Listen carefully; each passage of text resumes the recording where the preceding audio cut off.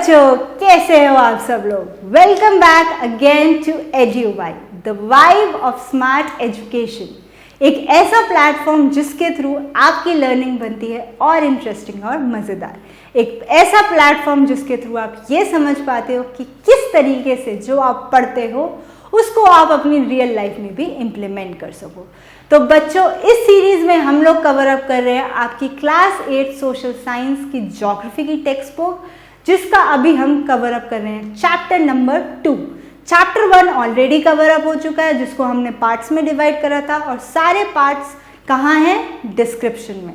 और उसी के साथ साथ चैप्टर 2 के भी 2 पार्ट्स हम लोग कवर अप कर चुके हैं, जिनका लिंक भी आपको डिस्क्रिप्शन में मिल जाएगा। तो अब हम लोग स्टार्ट करने वाले हैं पार्ट 3, जिसमें हम समझेंगे कि जो हमारी लैंड है, जो कि बहुत इंपॉर्टेंट रिसोर्स है, उसको हम किस तरीके से यूज करते हैं। ठीक है बच्चों, तो चलते हैं।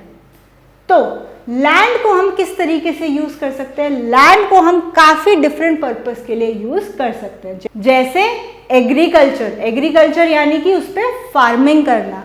ठीक है, फिर है फॉरेस्ट्री, फॉरेस्ट के लिए हम यूज कर सकते हैं, माइनिंग के लिए यूज कर सकते हैं, बिल्डिंग्स के लिए यूज कर सकते हैं, रोड्स के लिए और इंडस्ट्रीज को सेटअप के लिए। और ये सब क्या है? लैंड यूज, यानी कि हम लैंड को किस तरीके से यूज कर सकते हैं।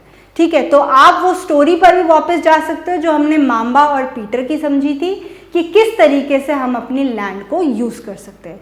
और ये डिटरमाइन किस पे करेगा? टॉपोग्राफी, सॉइल, क्लाइमेट और मिनरल्स जो भी हमें वहां पर अवेलेबल हैं।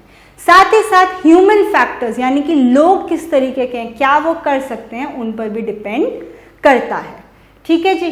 तो लैंड जो है वो क्लासिफाई होती है प्राइवेट लैंड और कम्युनिटी लैंड। प्राइवेट लैंड कौन सी होती है? वो लैंड जो कि कोई एक पर्सन ओन करता है। कम्युनिटी लैंड वो लैंड जो कि बहुत लोग ओन करते हैं। ठीक है, प्राइवेट लैंड एक इंडिविजुअल ओन करता है, कम्युनिटी लैंड कम्युनिटी ओन करती है, जिसपे हम काफी कुछ कर सकते हैं। कम्युनिटी लैंड कॉमन भी होती है, जैसे आपके पार्क्स, आपकी रोड्स, ये सब कम्युनिटी लैंड्स हैं। ठीक है, पीपल और उनकी डिमांड बहुत ज़्यादा ग्रो हो रही है, इसलिए लैंड भी लिमिटेड है और क्वालिटी भी कम होती जा रही है। तो क्या बहुत ज़रूरी है कि जो भी हमारे कमर्शियल एरियाज है, जो हम ज़्यादा डेवलप कर रहे हैं, एग्रीकल्चर को कम कर रहे हैं, उन सबको समझना बहुत ज़रूरी है। जो चेंजेस आ रहे हैं पैटर्न में, उसको समझना बहुत ज़रूरी है, और किस तरीके से हमारी लैंड उस वजह से डिग्रेड हो रही है, खराब हो रही है, लैंडस्लाइड्स हो रहे हैं, सॉइल इरोजन आ रहा है, ठीक है, सूखा पड़ रहा है, उन सबको समझना भी बहुत ज़्यादा ज़रूरी है। क्योंकि अगर ऐसा ही चलता रहा तो वो दिन भी दूर नहीं जब हमारी सारी लैंड खत्म हो जाएगी। तो ये कुछ तरीके हैं जिस वे में हमारी लैंड चेंज हो रही है। पहले कुछ ऐसा था, फिर धीरे धीरे थोड़े थोड़े घर बने, फिर बहुत ज़्यादा घर बने, अब तो नेचर तो खत्म ही हो गया, सिर्फ और सिर्फ ये रह गया है।